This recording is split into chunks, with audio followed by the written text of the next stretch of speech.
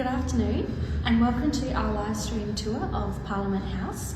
My name is Natalie and I work on education programs at Parliament House, and this is Will. Will is one of the chamber staff within the House of Assembly and he regularly takes public visitors through on tours of Parliament House. Today we are hoping to show you through the building the way that you would ordinarily see it on a public tour, to make up for the fact that our building has been temporarily closed for COVID-19 measures.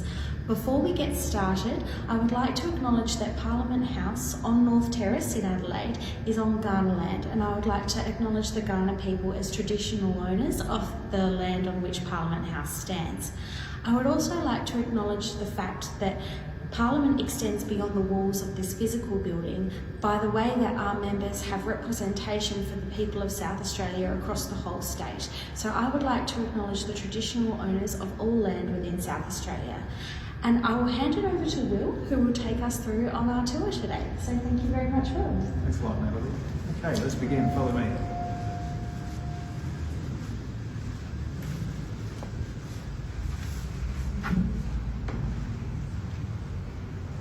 Alright, I'd like to start the tour off with the original concept of the Parliament and what we aspired to build. So the actual Parliament today doesn't have this three-storey tower or the dome, okay, or the triangular portico. Those plans were omitted due to financial constraints, depression, the World War, etc. So instead, the history of it is that the building was built in two parts. So the 1889 part was built in 1/3 here in Stott. That's the House of Assembly side. And it wasn't until 1939 that we actually completed the Centre Hall and the Legislative Council part of our Parliament. Okay, next we'll enter the HA corridor, the House of Assembly corridor.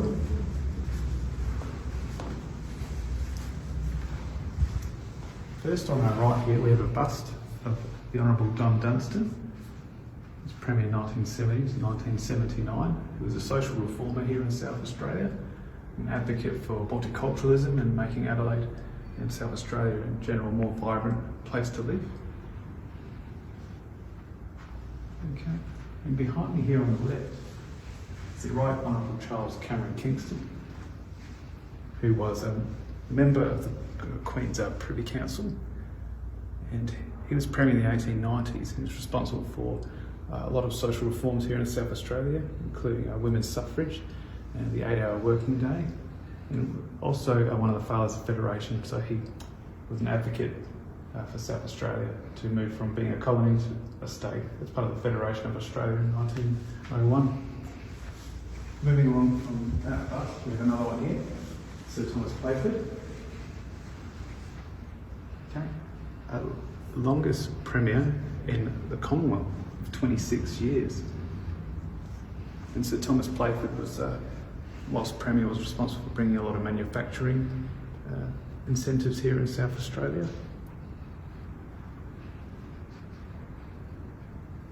Okay, that completes the HA corridor. Next, we'll be entering the Old Parliament and having a look at the Old Chamber.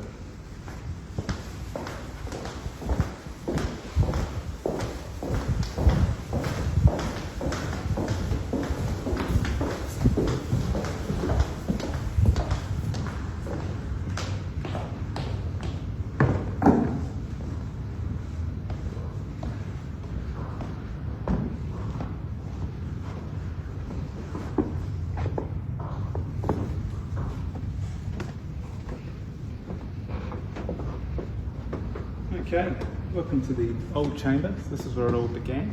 So originally there was a council chamber built here on North Terrace in 1842, and then upon that it was further extended in the 1850s to incorporate two houses. So it was an amendment to the 1856 Constitution. So we had the lower house and the upper house situated in these quarters. What we're looking at now is the House of Assembly. So on this upper level, we had the lower house, and the upper house we had down below, so the other way around. There's a portrait to my left here by James Shaw. Right. Now this depicts what the chamber would have looked like in 1867. All right, so that would have been colonial ministers. Now looking down the chamber, at the very back, is the original Speaker's chair for the House of Assembly.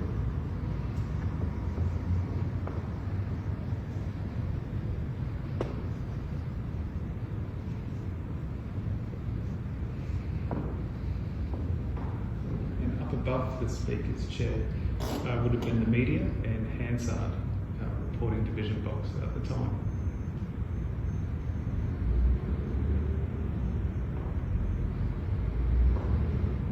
Okay, and since yes, we do have the Speaker's chair, the original Speaker's chair, we also have the upper house, the President's chair as well.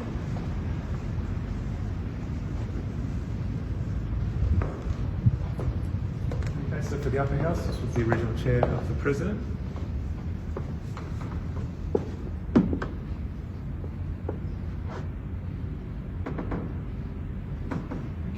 If we step back a bit and look up, we see the public gallery of the time. So this was the original gallery where the members of the public could come in and watch the proceedings of the very first parliamentary chamber.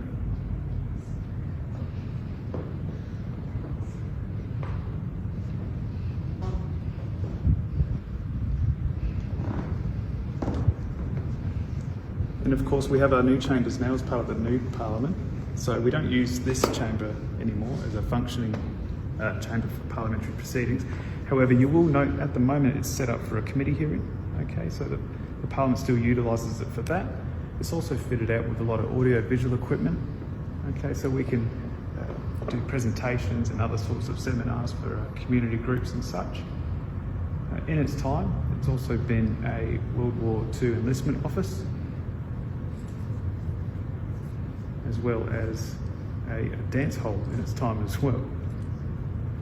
And apart from that, it was also used as an administrative block for the train station that is situated next door to us here on North Terrace. And the final thing to point out is the restoration that has been done to this chamber since its first construction, and that is all the walnut and teak wood panelling that has all been restored to try and make the chamber look like what it would have looked like in its original inception.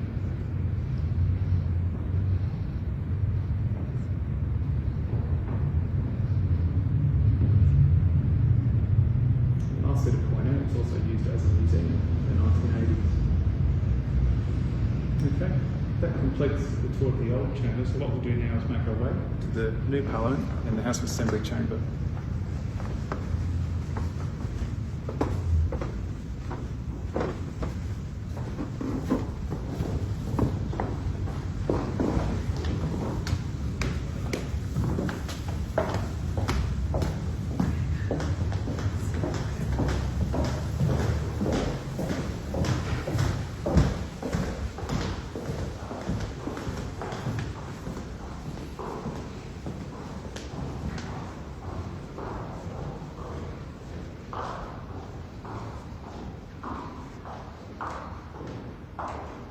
Okay, follow me and we'll take you into the House of Assembly chamber.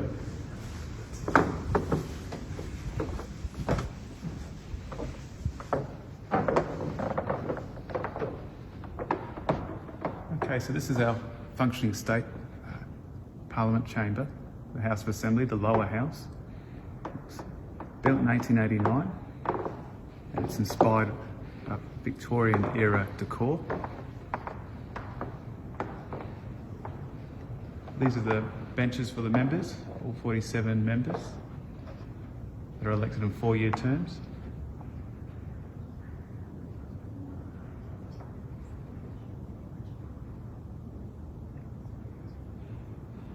Okay, and I'd like to draw your attention to the carpet to begin with. Now we have a lawn area green colour in our carpet, and that's based off the House of Commons colour of green. Now, the meaning of the Green Parliament, or green floor of a Parliament, comes from people meeting on the village green, the common people, to discuss their issues of the day. Okay, and that's what we've emulated. That's from the House of Commons. We have 2 South Australian twists in our carpet, and that is grapes and wheat. All right, the main agricultural products of South Australia. And also in the diamond pattern of the carpet is the golden wassail. It's the national floral emblem. And to the side of our carpet is the Sturt Desert Pea, which is an obscure red line throughout the chamber. And that's known as the bloodline or the sword line. And there's quite a history to why that is in our carpet, and the House of Commons also has this design in their carpet as well. Now this is put in place so that members do not cross the line while in debate. Historically, members would wear swords into the chamber in the 1600s of Parliament, and debates would get so heated that sometimes blood would be spilt by the sword. Of course, nowadays we don't have weapons in Parliament, but we still keep this convention in place where members cannot cross over this line whilst they're speaking in debate. Okay. The benches are made from walnut and teak, Southeast Asian imported woods. The local woods here at the time weren't up to the standard to build these benches, so we've used imported woods. And the seats are in a eucalypt green of a leather.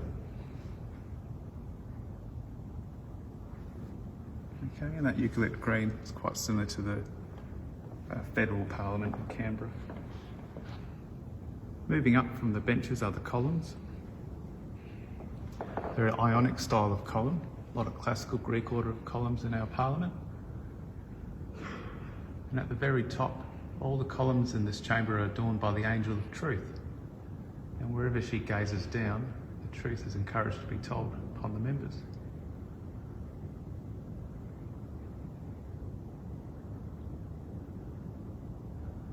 Okay, so it's a very elaborate ceiling as well. Very intricate details. As I said earlier, all Victorian era inspired decor.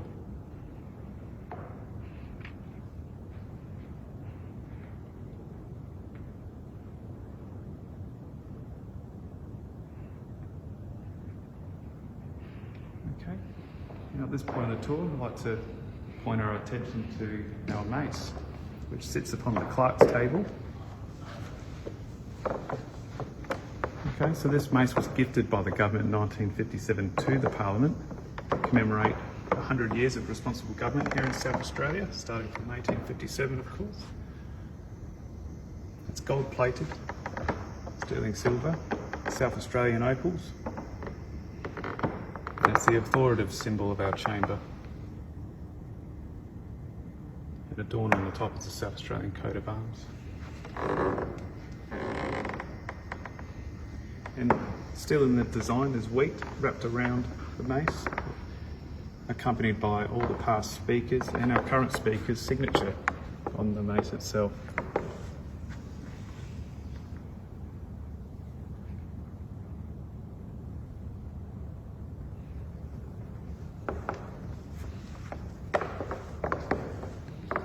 Okay, and the clerk's table here is of course where the clerk and deputy clerks sit, along with the Sergeant at Arms and other procedural office staff.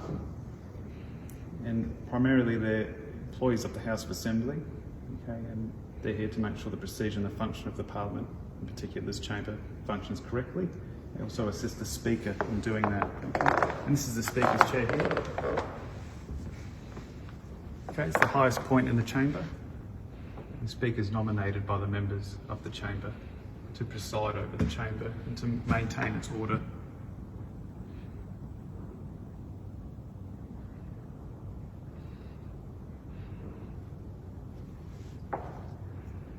And from this point, we could actually detail the chamber a bit better. On the right-hand side here are the government benches, and all along the front bench is where the South Australian Cabinet and the ministers sit, and behind that are the back benches of also the government. So currently it's the Liberal Party. And to the left of the chamber sits the opposition in the shadow cabinet and the front benches. And where the benches start to curve around is known as the cross bench, and that's where a lot of minor parties and independents will be sat. At the rear of the chamber is the Speaker's Gallery, and that's where invited staff and community groups and former members are welcome to sit and watch the proceedings of the Parliament.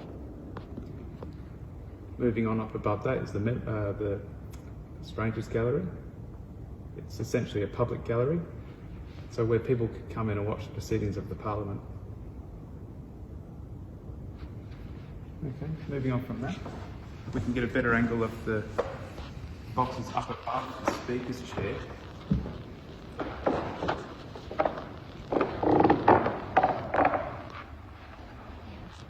Now, directly above the Speaker's chair is the Hansard box.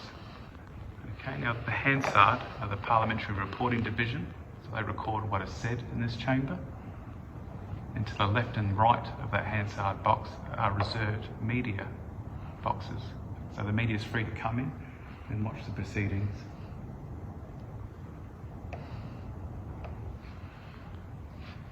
Okay, now that concludes our tour of the House of Assembly, so we'll follow me and we'll step out.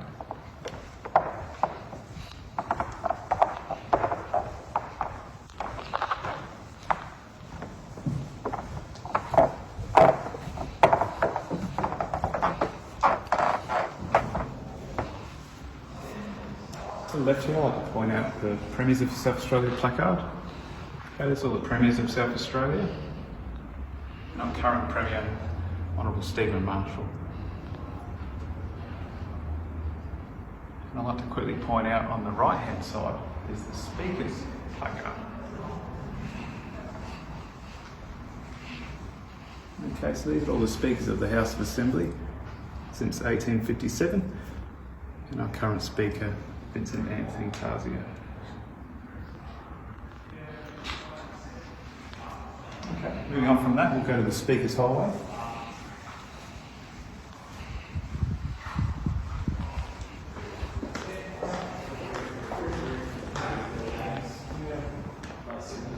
Okay, follow me and I'll show you what's details for the Speaker's hallway.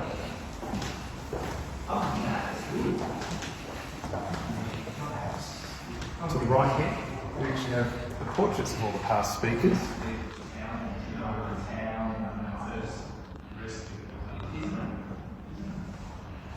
Okay, and behind us here we actually have some pictures that detail the history of the Parliament and how it came to be.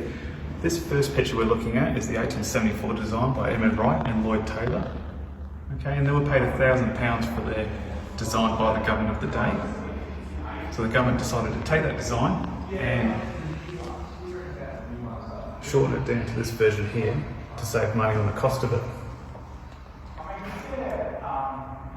Alright, and later on, when the 1889 structure came to be, we only had about a third of a parliament. There's financial constraints, so we weren't actually able to build the full length of the parliament. So that was the House of Assembly chamber erected there, without the centre hall or the Legislative Council. Okay. Some more photos of the angles of what that looked like in 1889.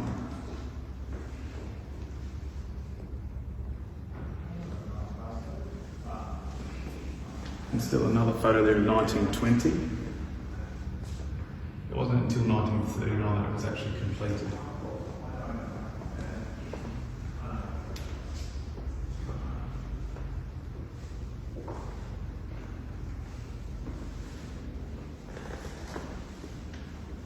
Okay, there's some all chamber photos here, 1928, where we actually had drapes installed into the chamber because the acoustics of the chamber were so poor. It's of course before the age of efficient microphones.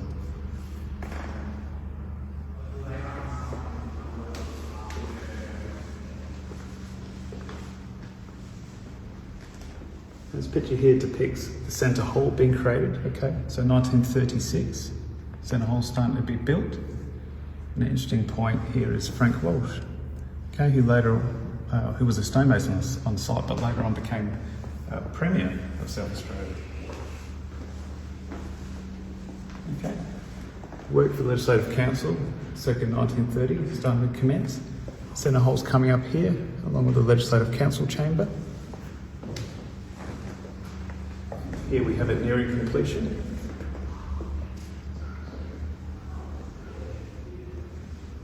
Here in 1939, we have our upper house, the Legislative Council, which we'll see later on in the tour. Okay, June the 5th, 1939, there was a ceremony for the opening of the Parliament, the completed Parliament. Okay, it's another good aerial shot of it here. So the first opening of a completed Parliament.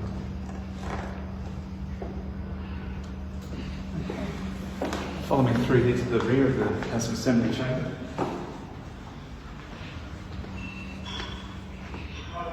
Okay, at the back of the chamber here, we have all the parliamentary papers and tabled reports that the members can reference. And to the left here, we have all the Hansard debates, so everything that was said in a particular year, all volumes here, for the members to reference as well. And to the left of that, all the blue books here are the statutes, so all the laws of South Australia as well that members can utilise at the back of the chamber. Okay, I think that concludes the rear part of the chamber here. Thank you so much, Will, for taking us through the House of Assembly. We'll move on to the next stop of our tour, which is the Parliamentary Research Library. Now we're at the Parliamentary Research Library, and I'd like to introduce you to Dr. John Westy, who's the Parliamentary Librarian, and I'll let John take you through the Research Library. Thank you. Very much. No, thank you. Well, the library is this way. And this is the entrance to it, so we're between the House of Assembly and the Legislative Council. The library was founded in 1853, so it was the Legislative Council first, then the library and the House of Assembly later in 1857. So this is the entrance, and we're now between the two houses. We're on 2 floors, so as you go through and see the library, imagine the same amount downstairs, the pretty bits up the top, the stuff filled with offices and machines and awful carpets downstairs. So anyway, the entrance, a couple of things worth having a look at. Firstly is our rare book collection. It's about 550 volumes or so. A lot of really very special items here. We have we've got the only copies known to be held in Australian libraries. We've got a collection of photographs of the Raj from the 1850s, a collection of 6 volumes on the Indian tribes of North America, again the only copy known to be held in Australian libraries, and a few other volumes like that too. I found our order form for 1854, which was the first year we purchased books, and many of those books we bought then are in fact now in here. The oldest book is our 1637 copy of the Bible. We've got a couple of books from the 1600s, but 1637 is the earliest. And probably the most valuable item is the small one lying on the table. It's having a rest. It's been open for too long, so it's having a rest to recover. That's a copy of Blackstone's account of crossing the Blue Mountains. He was the first European to do that. This particular edition only had 9 copies printed, so it's extremely rare and for that valuable. So this is the rare book vault, and looking after the books, of course, is one of the things the library does, but in fact, while these are beautiful and they have a great financial value and are extremely rare and interesting, the published paper materials, monographs, books, journals and so on, are now a very, very small part of our collection. We've got over 700,000 items in our holdings, and things made of paper accounts for about only 9%. Everything else is digital. So it's a library without books. The other satisfying thing is it's a library really without too many librarians. We've only got 1 librarian in the library, and even though I'm called the Parliamentary Librarian, that person is not me, so I am in fact the biggest fake in the building. We have a competent person who takes care of the library side of things, and she always grumbles at me because I'm not terribly competent at that sort of thing. So anyway, coming through here, we've got many other things that we have collected. We have a fabulous map. Any map which is bigger than your bed is inherently cool. This one dates 1939 and shows the counties of South Australia. Other states, for example, I think Victoria has shires, we've got counties, and within each county is the dotted line which marks the 100. These are architectural designs. Here on this wall, showing how the library used to be in the old Parliament House, which is towards the train station end of things. We moved around in that twice, and then we came over here just before World War II in 1939. These are the designs for moving the library around the old Parliament, and they date, I think, to about 1909.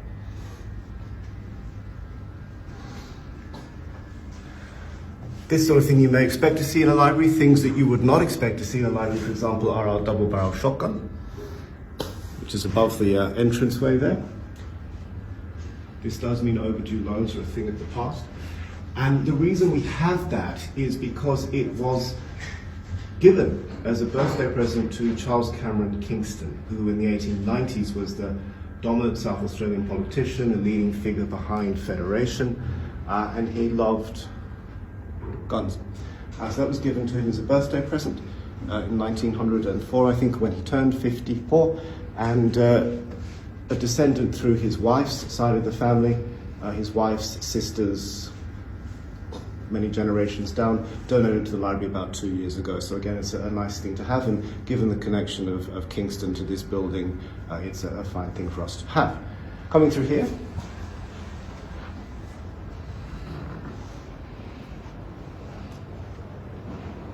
this is probably, I think, the most attractive, I'm going to say, room in the building. I'm biased, but certainly in the library. This is called the Muriel Matters room, named after Muriel Matters, who was a leading figure in votes for women in the United Kingdom, England, and is famous for chaining herself to the Grail in the House of Commons. But this room's been named after her. It's just a lovely, lovely room.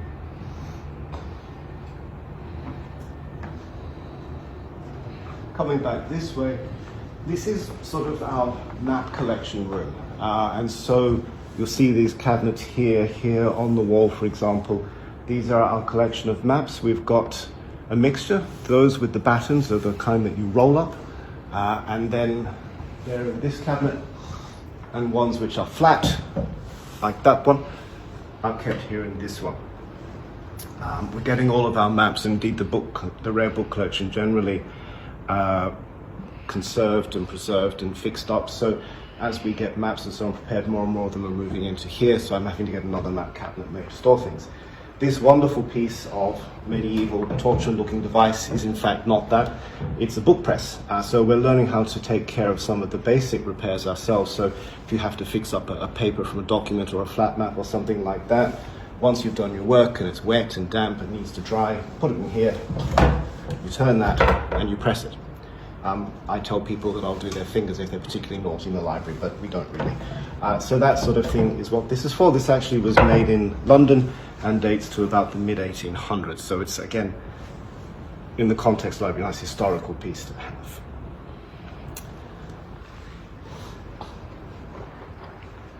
Up there above the door is the sole surviving piece of carpet from the original completion of this part of the building in 1939. So that's what the library's first carpet looked like. Coming through this part of the library, you can see, for example, the reference desk, and the library has a number of different roles. I said there is only really one librarian, and so she's in charge of the library part of the library, called Library Services, obviously enough. In terms of staff numbers, the biggest section is the Research Services section, which takes care of research work for members of Parliament and their staff. We do all of the media monitoring for the Parliament, television, radio, newspapers, that kind of thing.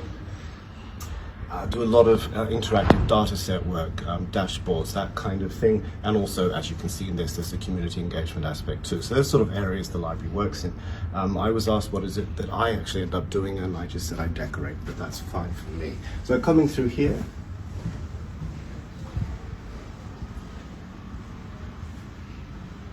perhaps to wrap it up, these three things are really worth looking at. As I said, I found the 1854 order form for the library, and many of those books are now in the rare book vaults. I also found on the order form these two globes.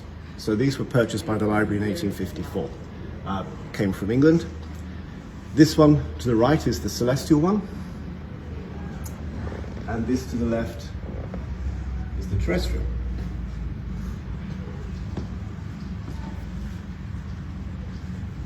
So this terrestrial one, as you can see here, this is, in terms of trying to understand it, think of it as Google Earth for 1854. That's what it is, that's what it does. You can see, if you look, you see Australia. There was no Australia as a nation. There were just the colonies, Western Australia, South Australia, New South Wales, Victoria, and Van Diemen's Land. There's no Queensland, there's no Northern Territory. A couple of things to look at. You can see there's the gap between South Australia and Western Australia. Our border didn't go west till the early 1860s. The other is because there's no Queensland, New South Wales border is much higher to the north than it is now. The other thing to have a look at, if Jesse can zoom in on where Adelaide is meant to be, if you can see it, what you will find is just a great big white hole, like a thermonuclear bomb has gone off. That is because since 1854, people have gone, this is where we are. This is where we are. This is where we are. And so all of those white holes is where people have tapped, tapped, tapped. And that has caused the damage there because their globes are made of paper mache. But they were bought as working tools. They weren't bought for me to ponce about with in 2020, so that's kind of fair enough.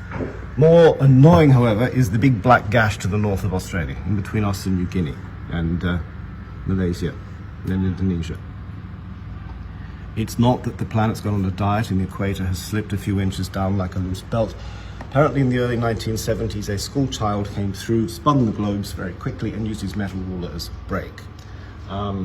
That kind of damage there, and that's something we can't repair. The final thing to look at in terms of the terrestrial globe is the color of the ocean, which in an ideal world would be blue. Here is the color of the torrents. Not a good color for an ocean.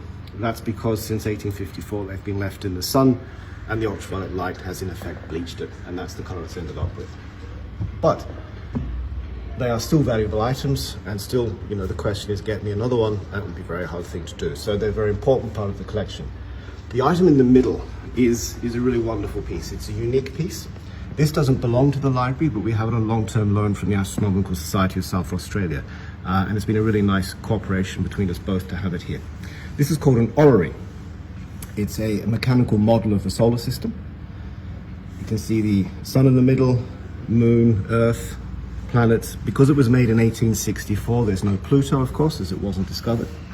And these days there are a lot more moons which have been identified. But this is how the solar system appeared in 1864.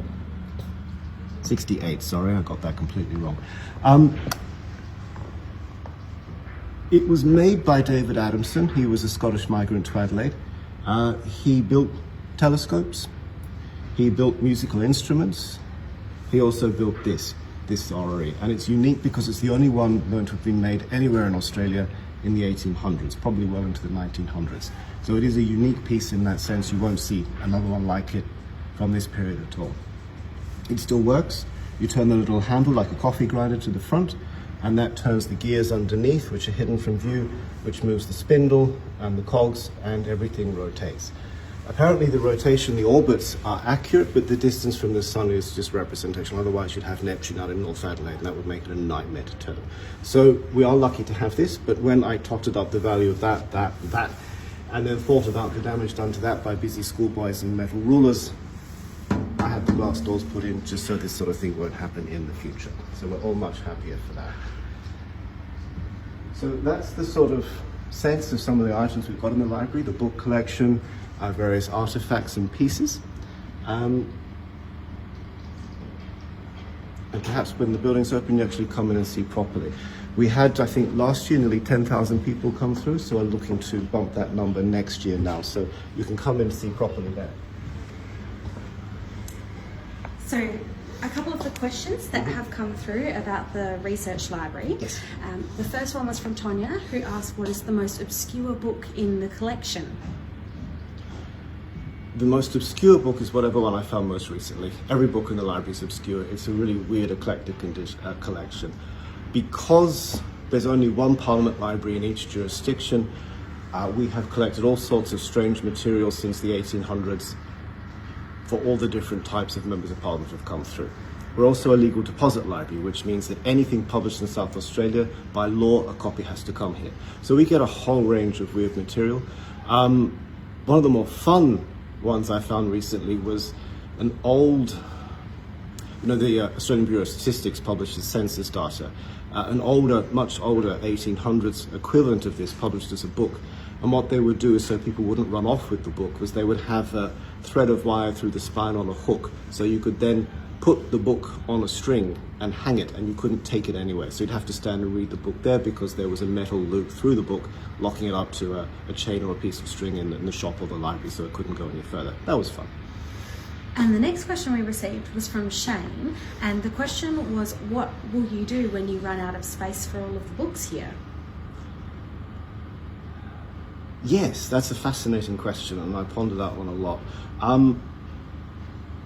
Particularly as we get every book published in this state, it's a difficult question. We don't have any off-site storage, and I don't really want to move into getting any.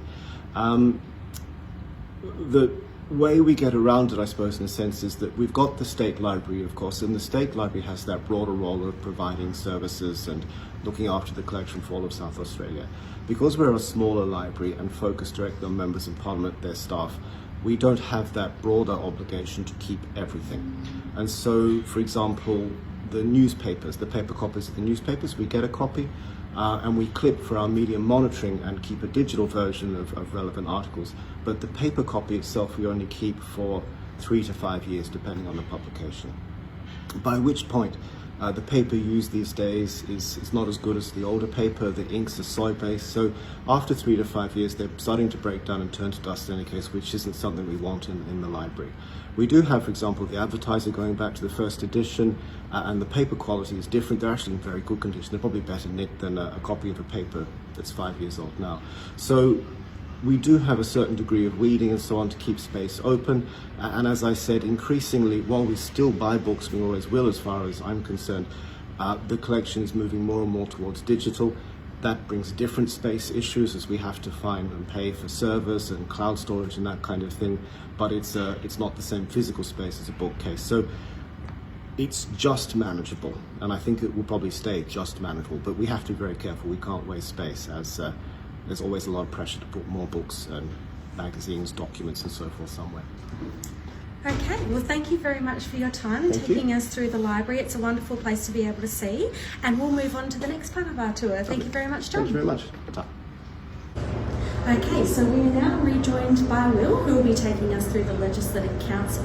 But before we get started, I'll just answer some of the public questions that we have received. So the first question came through from Lauren, and Lauren asked whether or not the Speaker was here all of the time. And the response to that question is that he is here a lot of the time, but he is also the representative for the electorate of Hartley. So he spends a lot of time in the electorate as well, working for his constituents. So there would be a balance between his obligations as the Speaker of the House of Assembly and his obligations as the member who represents the constituents in Hartley. The next question we received was from John, and John asked whether there were any rules on members' attire. So in respect of the House of Assembly, there are no specific rules apart from Speaker rulings over the years, and a couple of things have emerged from those Speaker rulings. The first is that there are no hats permitted in the chamber. You can't wear anything that would bring the House into disrepute. You shouldn't wear items or objects that convey a particular message. And otherwise, smart casual attire for members of the public who are coming to visit the building is appropriate. So I think those take care of the questions that we've received, and I'll now hand over to Will, who will take us through the Legislative Council. Thank you, Will. Thanks very much, Adelaide. Okay, now we've seen the Speaker's hallway, now we're going to see the President's hallway. Okay, so we'll take you down, we'll have a look what's detailed through here. Now primarily there's portraits of the past presidents.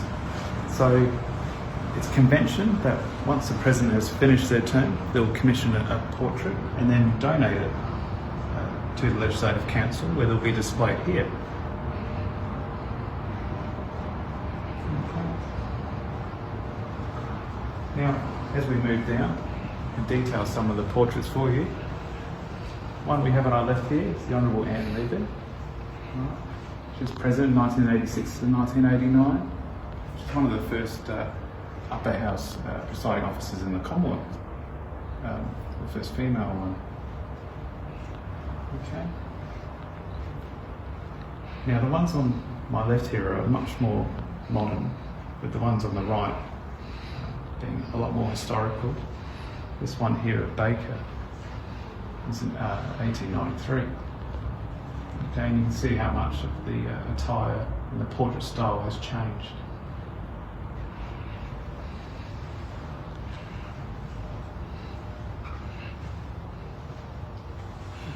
Another notable President portrait here is the Honourable Ron Roberts. He was President in 2002. And now, of course, it's their portrait, so they can decide how they like to have it painted. And Ron Roberts here has had his eyes put into the portrait because he used to be an electrician. Okay, so it's showing his origins there.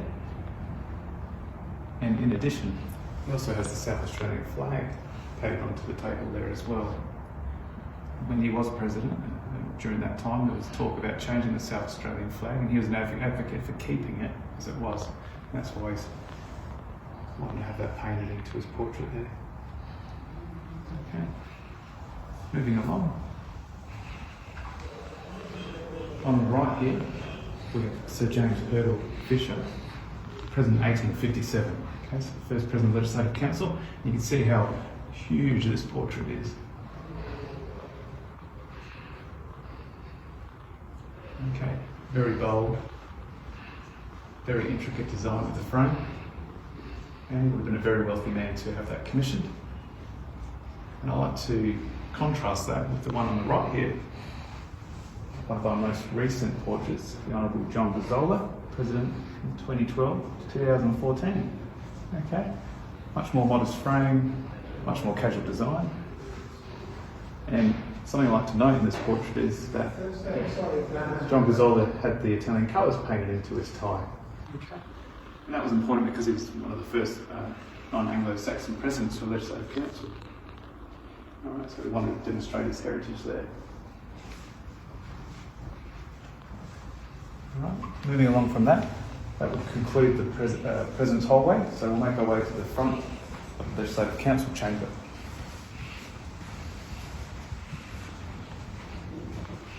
Detail here is a portrait of Her Majesty the Queen in her study room. Okay, so this portrait was house and government house. And the Legislative Council was quite lucky to have it and be able to display it here.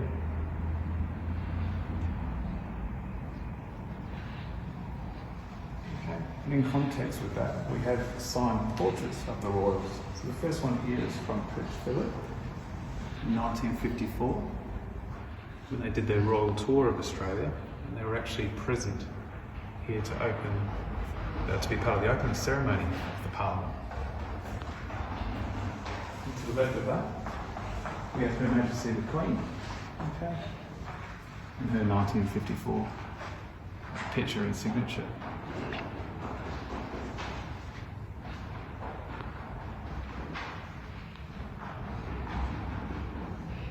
Okay, and behind us here there's another portrait I'd like to touch on. The Honourable Sir John Langdon Bonython, who was proprietor of the Advertiser at the time. Very wealthy man, he's a media mogul of South Australia at that time.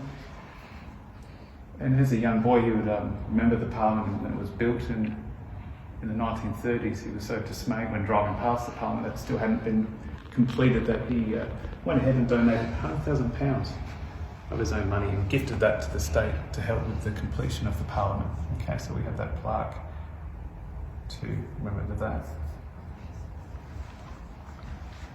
Alright, that concludes the front of the Legislative Council chamber. So what we'll do now is actually go inside and have a look at the upper house.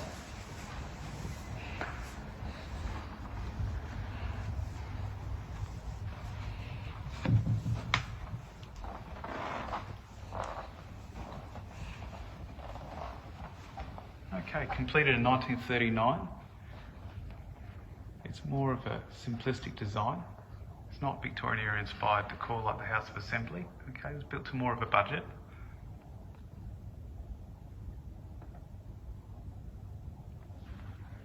Okay, we'll start with the carpet. Now there's a lot of red throughout the chamber. Then the carpet design is the Sturt Desert Pea. Right, that's our state floral emblem. Now you may be wondering why the colour red is selected. Now the colour red comes from the tradition of the Westminster system again, and the Parliament in England, and that is the colour of the House of Lords is also red. Okay, so that's emulated here as well. And why red in particular? Well, the history going back with the colour red is the colour of blood, but to be in the House of Lords you have to be part of the royal bloodline. Okay, so it's red. And the benches are also that colour as well. 22 members here in the Legislative Council that are elected on 8-year terms. The final benches here. And the wood here is all Queensland maple. Okay, so an imported wood again for the construction of the chamber. And that wood in particular is used because it has that property of being able to bow. And we can see here underneath the mezzanine level that it's bowed, so that it's able to reflect sound. Okay, so learning from the lessons of the previous chamber, the House of Assembly chamber, for its poor acoustics, it was designed so that when one would speak, be able to be heard at a quite appropriate level without shouting. All right, while we're on the floor, I'll explain the layout of this chamber. It's quite similar to the House of Assembly chamber. In front of us here are the government benches, okay, on the right hand side of the chamber again.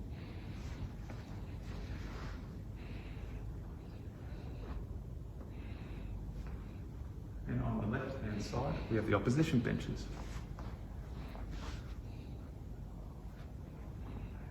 And where the benches curve is known as the crossbench, and that's where minor parties and independents have their seats.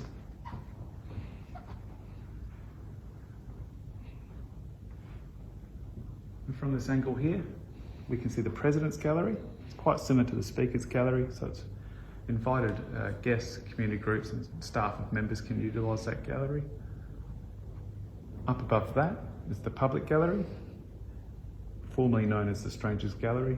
That's where members of the public can come in and watch the proceedings of the Parliament. However, there is a notable difference from that level, and that is the mezzanine level that is adorning this chamber.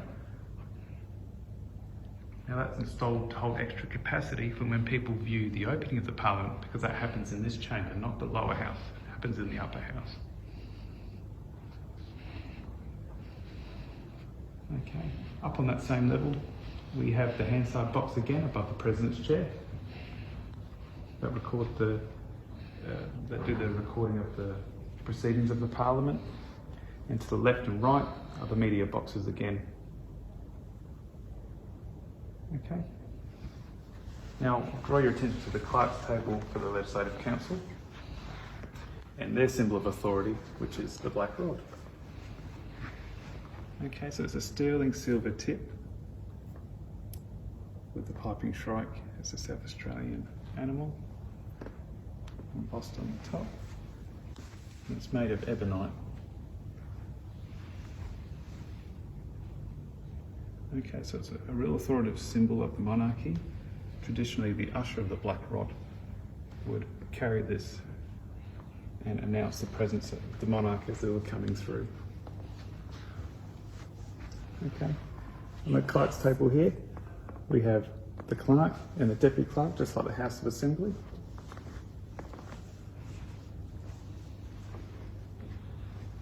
And moving on from up that is the President's chair. Okay, so this is the presiding officer of the upper house will sit. Okay. Now this chair has quite intricate design that has an affinity with the monarchy, and then of course it's the UK coat of arms on top. Okay, and this chair was actually made in 1954 for Her Majesty the Queen when she did her royal tour, and she sat in this chair and opened up the Parliament in the ceremony that we had at that time.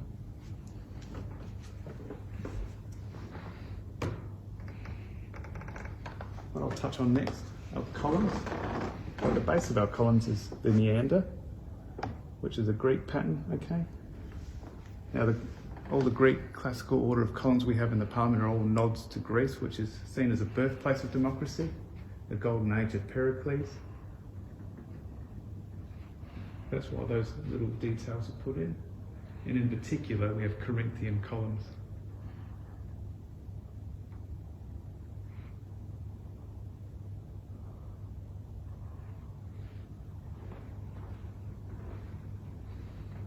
Okay, that concludes the tour of the Legislative Council chamber.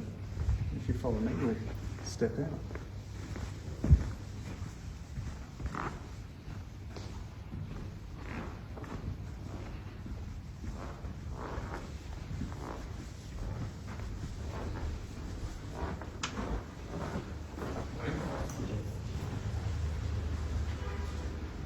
Okay, come through and come back to where we started in Centre Hall.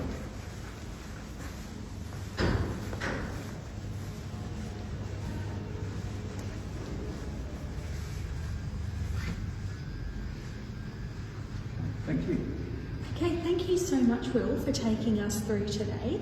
We hope that you enjoyed your experience and makes up for the fact that our building has been temporarily closed. We look forward to having you back in here in person when the building reopens. And we would also like to say that you can always access your Parliament through watching the live streams that are available on the Parliament's website or through accessing Hansard. So we look forward to seeing you again in the future, and thank you very much, Will, for your time today. Thank you.